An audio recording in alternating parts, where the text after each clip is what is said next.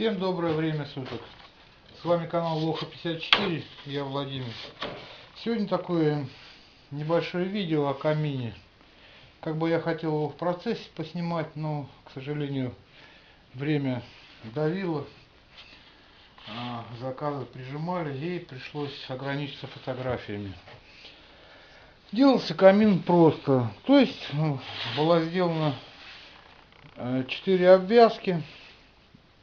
И выбраны пазы, зарезалась на ус, потом пазы склеивались соответственно, и потом вот так, по такому шаблону уже задавалась криволинейность, то есть на одну сторону и с переворотом на другую сторону. Вот. И потом уже естественно наносился профиль. Сделан весь камин был через пазы, так как делался он из бука, а бук, как известно, очень гигроскопичный, и поэтому я его старался не запирать. То есть все щиты, которые там, все они в свободном полете, сделано через профиль и склеено все на силиконовый герметик. Вот. Низ камина фрезеровался вот по такому шаблону.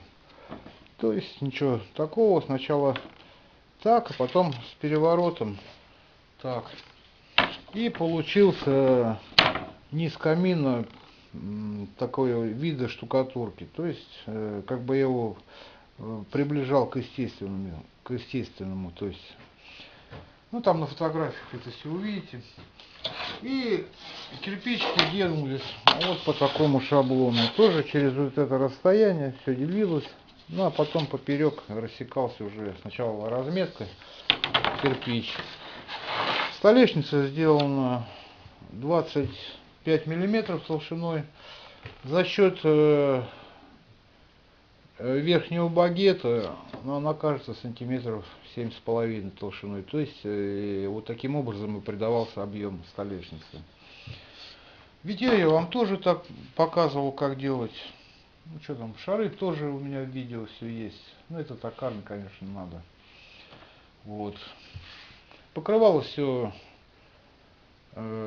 бесцветным лаком, это шелковисто-матовым Херберс.